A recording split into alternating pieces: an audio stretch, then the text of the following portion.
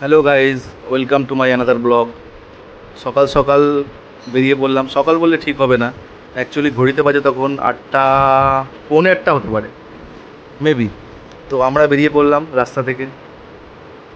আমি, হুসেন, নাইম, হেনা। যাচ্ছি আমরা দোপেড়িয়া কল্যাণী রোড মাছের আড়ত।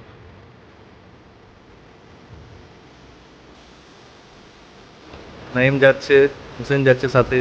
ওরা অনেকদিন ধরে বলছিল মাছ আনতে যাব, তো আমরা বেরিয়ে পড়েছি। যাচ্ছি আমরা রাস্তা থেকে কল্যাণী রোড। এই চলে এলাম আমরা মাছের আড়তে। মাছের আড়তে এসেই প্রথমেই একটু হয়ে গেল আমাদের সঙ্গে, বাইরে গাড়ি রাখলে 10 টাকা করে জমা। তো আমরা সেটাও দিয়ে দিলাম, দিয়ে আমরা ঢুকলাম ভিতরে। যাচ্ছি, দেখতে থাকুন। মাছ আছে অনেক। এটা অ্যাকচুয়ালি দোপেরিয়া মাছের আড়ত। এই যে দেখুন মাছগুলো দেখাচ্ছে।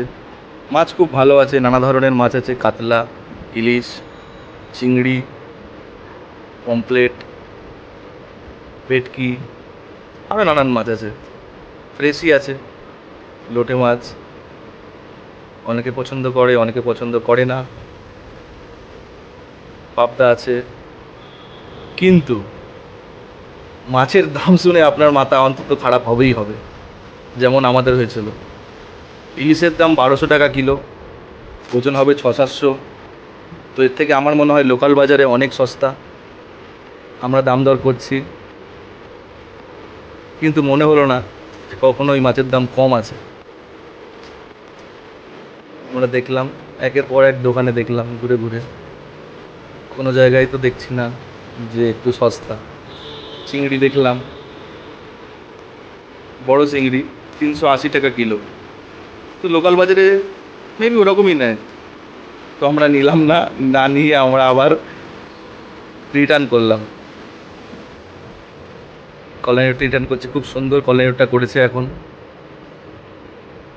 আপনারা গেলে দেখতে পাবেন। চলো আজকে এখানেই শেষ করছি। টাটা, বাই বাই, আবার দেখা হবে।